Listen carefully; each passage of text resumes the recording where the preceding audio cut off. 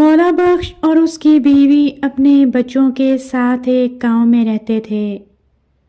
وہ صبر و شکر سے زندگی گزار رہے تھے۔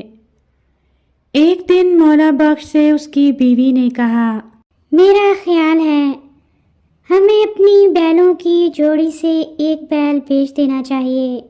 ہمارے کام کاج کے لیے ایک بیل ہی کافی ہے۔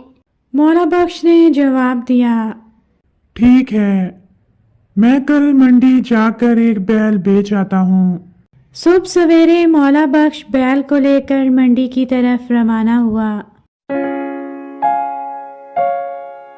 راستے میں اسے ایک شخص ملا جو گھوڑے کے ساتھ تھا۔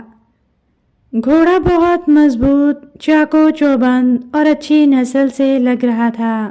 اس شخص نے پوچھا، بھائی، اتنی صبح کدھر کی تیاری ہے؟ مولا بخش نے بتایا، میں بیل بیچنے منڈی جا رہا ہوں۔ مولا بخش کا بیل بہت خوبصورت تھا۔ اجنبی اس کی طرف پیار بھری نظروں سے دیکھ کر بولا، اسے کیوں بیچتے ہو؟ کیوں نہ ہم دونوں اپنے جانوروں کا تبادلہ کر لیں؟